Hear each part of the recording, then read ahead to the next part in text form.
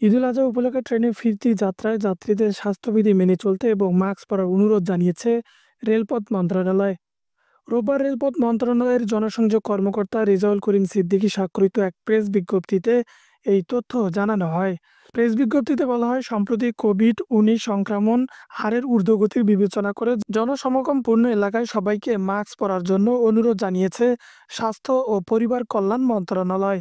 বিশেষত বয়স্ক ও অসুস্থ ব্যক্তিদের স্বাস্থ্য ও পরিবার কল্যাণ মন্ত্রণালয়ের পক্ষ থেকে এই ধরনের স্থান এড়িয়ে চলার পরামর্শ দেওয়া হয়েছে। এর পরিপ্রেক্ষিতে ঈদ পরবর্তী ঈদুল আজহার ফিরতি যাত্রায় ট্রেন যাত্রায় সব যাত্রীকে স্বাস্থ্যবিধি মেনে চলার জন্য এবং মাস্ক পরার জন্য রেলপথ মন্ত্রণালয়ের পক্ষ থেকে সবাইকে অনুরোধ জানানো হয়েছে। এবছর নতুন করে আবারও চোখ রাঙাচ্ছে করোনা ভাইরাস। সম্প্রতি রাজশাহীর কয়েকজন শরীরে করোনা ভাইরাসের উপস্থিতি পাওয়া গেছে। গত সোম ও মঙ্গলবার ২ দিনে জেলাটিতে ২৬টি নমুনার ১৩টিতে করোনা ভাইরাস ধরা পড়ে। এই হিসেবে আক্রান্তর হার ৫০%।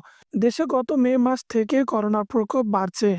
নতুন সমস্যা হলো, এরই মধ্যে করোনার একটি নতুন ধরন শনাক্ত হয়েছে। পার্শ্ববর্তী দেশ ভারতেও প্রচুর সংক্রমণের সক্ষম একটি নতুন এক ধরনের বা ভ্যারিয়েন্ট ছড়িয়ে পড়েছে। এর প্রভাব বাংলাদেশেও পড়তে পারে বলে আশঙ্কা করছে বিশেষজ্ঞরা। তবে তারা আশ্বস্ত করেছেন, করোনা বাড়তে থাকলেও তার পরিস্থিতি ভীতিকর নয়। ইতিমধ্যে ভারতের করোনার একটি নতুন ধরন ছড়িয়ে পড়েছে। এর নাম হলো NB.1.8.1।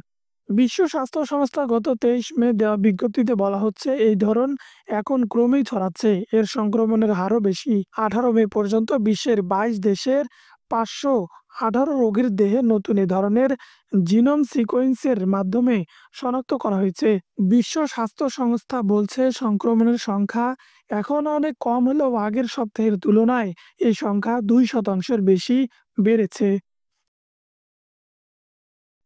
দৈনিক গণআলো, রংপুর।